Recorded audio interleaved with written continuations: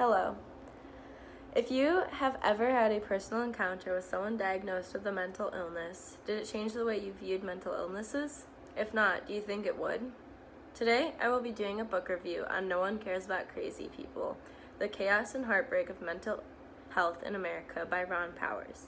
Before I start, I will warn you that I'm not only a little bit sick, but also have certain biases on this topic based on my own experiences.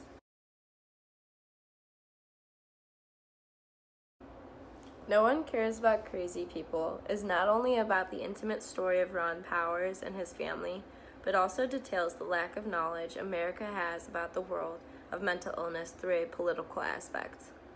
Powers develops his book in two different ways, one of which is through his personal experience, helping society develop an empathy towards mental illness and understand the constant struggles of affected lives, and to not base their opinions on stereotypes developed from the past.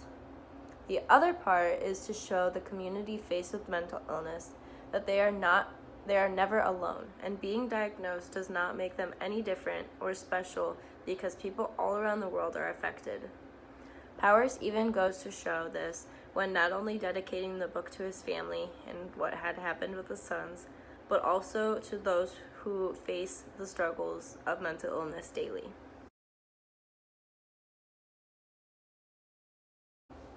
The structure of No One Cares About Crazy People was organized in a manner to show how he views mental illness based on his personal experience and how society views mental illness based on stereotypes and fear of the unknown.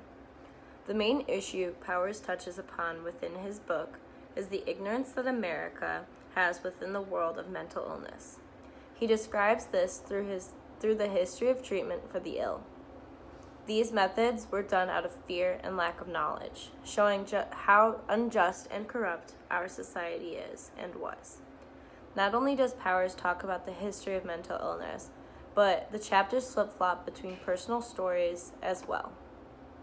Alternating between the methods of the past and his experiences of the present, we get a sense that America is taking steps in the right direction, but still has these stereotypes that denounce the people of mental illness.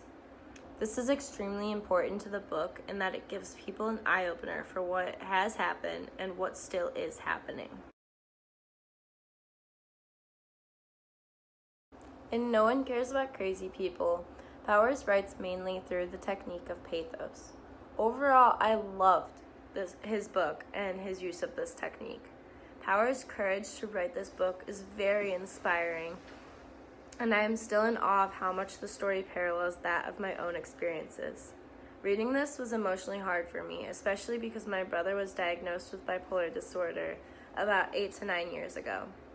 Reading about Ron Powers and the story of his two sons was very difficult. Excuse me.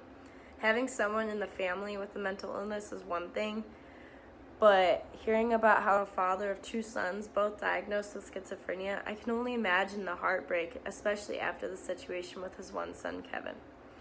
My brother had been very close to this same point in life, but thankfully my family was as supportive as the Powers family was. If only all of America could be as understanding in this way.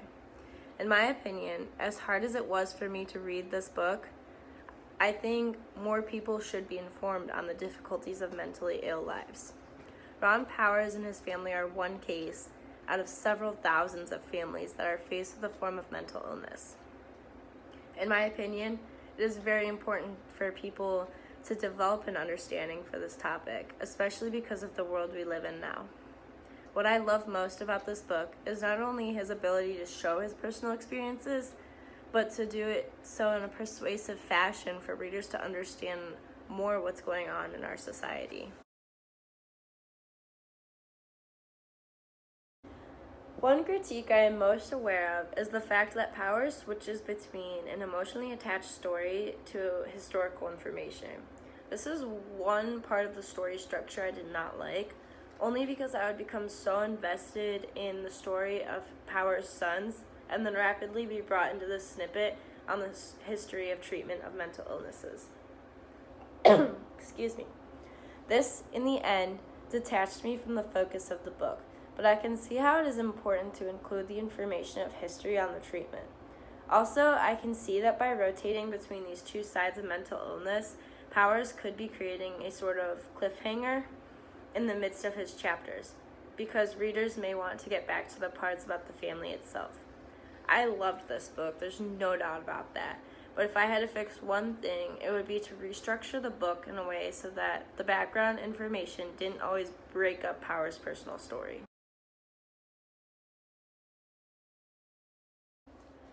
Audience is an important aspect to consider when writing a book, and Powers seems to hit the nail on the head with his story. His audience is mainly directed to society in an effort to show the realistic side of mental illness, not the negative side that the government has implanted into our brains. I think the intentions of No One Cares About Crazy People are very important, and that we need more books to promote the acceptance of mental illness in our day-to-day lives.